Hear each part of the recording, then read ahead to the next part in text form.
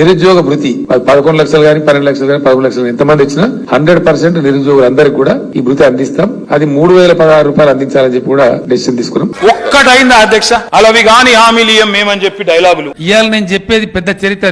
దేశమే ఆగమైతుంది, కదులుతుంది. వచ్చే ఆర్థిక సంవత్సరం నుంచి తెలంగాణలో రైతులు వాడేటటువంటి 24 లక్షల టన్నులు లేదా 26 లక్షల టన్నుల ఎరువులు ఏవైతుంటాయో 100% ఫ్రీగా రైతులకు సప్లై చేస్తాం. అధ్యక్ష మాటలకేముంది అధ్యక్ష, ఓట్లు వేయించుకుంటానికి ఏది పడుతుంది ఎటు పడతారు చెప్పచ్చు, కానీ పని చేసేటప్పుడు తెలుస్తుంది అసలు సత్తా ఏందో, ఎవరికుందో ఎవరికి లేదో. దళిత కుటుంబానికి 3 ఎకరాల భూమి ఇస్తా, నీటి వసతి కల్పిస్తా, ఒక్క సంవత్సరం వాళ్ళకి అవసరమైన పెట్టుబడి ఫ్రీగా ఇస్తా అని చెప్పిన. సబ్జెక్ట్ లేదు, సరుకు లేదు, భజగోవిందం బబరాజమానం గంతే, ఏం లేదు. తెలంగాణ వచ్చిన తర్వాత ఒక దళిత నాయకుడే మన తెలంగాణ రాష్ట్రానికి ముఖ్యమంత్రి ఉంటాడు. अब रहा 3 एकड़ का बात, हमने कभी वो वायदा किया ही नहीं. భవిష్యత్తులో భూములు పంచబోతామని చెప్తాం లేదా అధ్యక్ష? పట్టి సంచి కాడ కొట్టారు కదా ఉంటాయి కదా పంచాయతీ. అన్ని కూడా చూస్తా ఉన్నారు దుబ్బాక ప్రజలు చూస్తున్నారు. మీ వాగ్దానాలు వాళ్ళ ముంగట్టున ఇది ఇంటింటికి పంచుతాం కరపత్రం చేసి.